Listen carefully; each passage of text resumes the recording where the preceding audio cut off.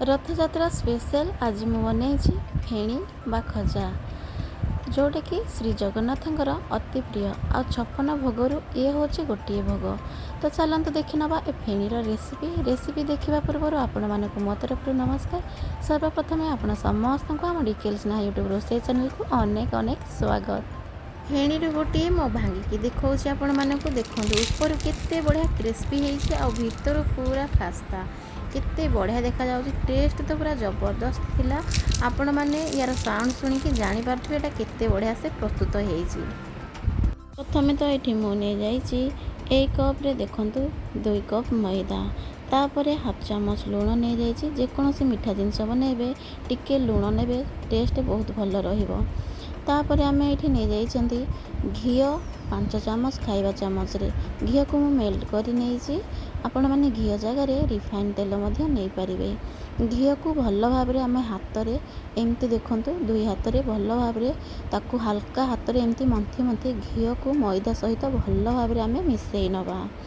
AD देखंतु घी को भल भाव रे मैदा सहित मिसेई सारला परे तारु अल्प किछि नै आमे हाथ रे मुठा करबा। देखंतु मैदा पूरा हाथ रे बांधी हेकी रहि जाउची। एटा हमर खजा पे पूरा परफेक्ट। एबे से मैदा रे अल्प अल्प पानी दे ताकू भल भाव रे दली नबा।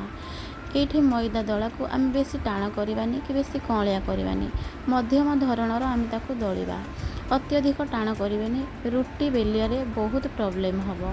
याकू आमे घोड़े की 10 मिनिट साइड रे रखी नबा। ता भितरे आमे सिरा प्रस्तुत करि नबा खजा पई। जो कप रे मापिकी मु 2 कप मैदा नेथिले सेम कप रे मापिकी एठी मु 1.5 कप चीनी नै जाईची। तापरे चीनी रे ऐड कर नेली सेम कप रे 2 कप पानी। गैस को ऑन करके गैस फ्लेम को हाई स्पीड रे रखी चीनी को मेल्ट होगा पे आमे एमती गोले नबा। चीनी भल भाव में मेल्ट हो जावा पर एटी मु रखी 4टी गुजराती हेमदस्तारे कुटिकी ताको मध्य एटी ऐड करके पानी को भल भाव में आमे फुटई नबा। चीनी सिरा भल भाव में फुटी फुटी अधा अधी हो गलानी। एबे आमे चामच रे टिके आनिकी सिरारू चेक कर नबा हाथ साहाय्य रे एडा हमर फेणी पई प्रस्तुत अछि कि नाही। देखंतु एठी गोटे तार पूरा आसी जाउची पूरा परफेक्ट। एटा फेणी पई हमर रेडी हो जाइची। लास्ट को आमे गैस को बंद करिकी एठी दे देबा फाळे लेंबू चिपुड़ीवा द्वारा हमर चीनी सिराटा जमीबनी पूरा पतला हेकी रहिबो। याको रखि नबा साइड रे। तापरे गोटे छोट बाउल मु नै जाइची। छोट बाउल रे मु नै जाउची 4 चामच कॉर्नफ्लोर जगह रे आपण चावलर गुंड नै परिबे। 4 चामच घी को मु मेल्ट करी रखी से कॉर्नफ्लोर रे मु घी को ऐड करी नैची।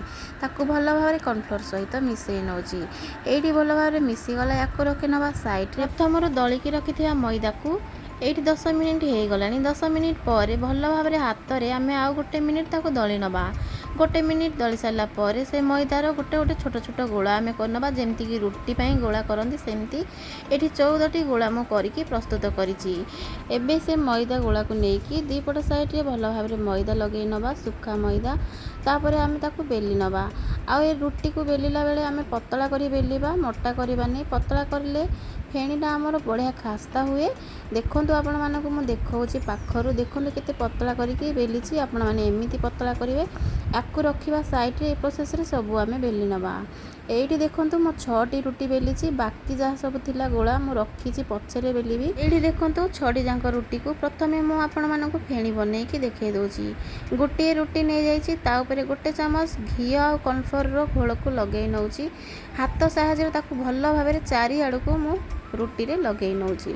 एठी चारिआडे रुटी रे लगेई सारला परे ता ऊपर आउ गोटे रुटी मध्य मु रखी नौची। सेम प्रोसेस रे घी आ कॉर्नफ्लोर को मु एमती लगेई नौची।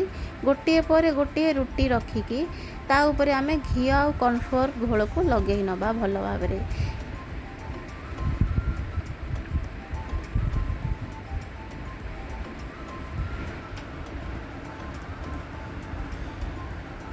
एठी 6टी जाक रुटी रे लेयर बाय लेयर कॉर्नफ्लोर आ घीर घोल को लगे सारा परे आमे तळू दी पट साइड रो हल्का हाथ रे ताकू रोल करि नबा। देखंतु समान परिमाण रे ताकू रोल करिबा जेमति कि बेसाइज होबनी पूरा साइज रे दी पटू रोल होबो। देखंतु एमति ताकू रोल करि नबा हल्का हाथ रे, जम्मा भी टाइट करिवेनी, हल्का हाथ रे रोल करि नबा। लास्ट को जो पार्ट रहिबा आमे पानी लगेई नबा सेथिरे। देखंतु पानी लगेଇବା द्वारा कौन हुए ना सेटा आमर पूरा सेट होइकी रुहे, चिपकी ना रुहे। फेणी छाणिला बेलू तेल रे आउ जमा से खोलेनी।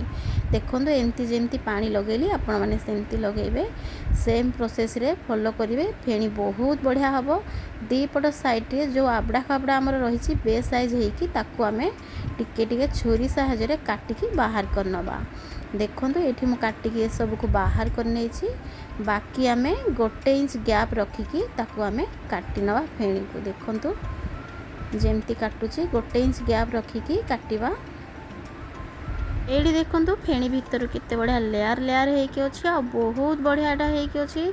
या बर्तमान आम बेली नवा। गोटे फेणी नवा आंगुठी साहाय्य टिके आम हल्का हाथ रे ताकू प्रेस करवा। देखो हल्का हाथ रे प्रेस करिकी ताकू आम मैदा लगे नवा दीपटे। देखो टिके मैदा छिंचिकी एबे आम ताकू हल्का रे बेली नवा। देखो जमा भी प्रेशर देबानी कि जोर रे बेलिबानी। हल्का हाथ रे टिके आम बेली नवा दीपट साइड रू मझी रू। देखो केते बढ़ियाटा लेयर होके अच्छी बहुत बढ़िया होइछि। एई प्रोसेस रे सब फेणी गुड़िक आम बेलिकी एमती प्लेट रे रखी नवा। फेणी छाणिया गैस ऑन करके गोटे कड़ाई रे मु तेल को गरम कर नहीं। तेल को आम ये बेसी कड़ा करके गरम करवा नहीं। तेल हल्का उषुम हेले आम बेलिकी रखिथिया फेणी को ए तेल रे ऐड कर नवा। गोटी गोटी करके 4टी फेणी को मैं तेल रे ऐड करिछि। कड़ाई रे जेतिकी जगह धरिबा आपण माने सेतिकी फेणी को ऐड करिवे।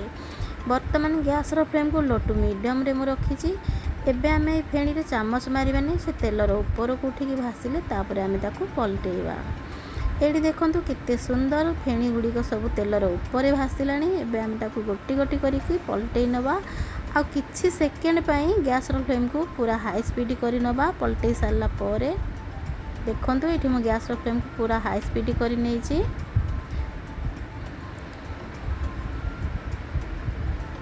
एठी सब फेणी को पलटई सारला परे गैस रो फ्लेम को पूरा लो करिकी प्रथम रु शेष पर्यंत ए फेणी गुड़िक गोल्डन ब्राउन कलर हवा पर्यंत आम ताकू छाणी नवा। एठी देखो केते बढ़िया गोल्डन ब्राउन कलर हो जाए आ केते लेयर आसी पूरा खास्ता होइछि। एबे आकु आमे बाहर करनवा तेलरू बाहर करी गोटे थाली रे रखी नवा। एठी थाली रे रखी नवा। एई प्रोसेस रे सब आमे छाणी नवा। जेहेतु तेल एठी बहुत गरम थिला मु गैस को बंद करने थिली। तेल ठंडा हैला परे हल्का उषुम थिबा अवस्था रे सेकेंड बैच फेणी को मध्ये आमे सेम प्रोसेस रे आमे छाणी नवा। एठी संपूर्ण भाव में सबु फेणी छाणी सारला परे प्रथम करके रखिथिबा चीनी सीरा एठी मने जाइछि। ताकू आमे गोटी गोटी करके फेणी को हाथ रे चीनी सीरा रे बुड़ेकी ताकू बाहर करके आमे गोटे प्लेट रे रखी नवा। एई प्रोसेस रे सबु चीनी सीरा रे आमे फेणी गुड़ी को देकी ताकू प्लेट रे रखी नवा।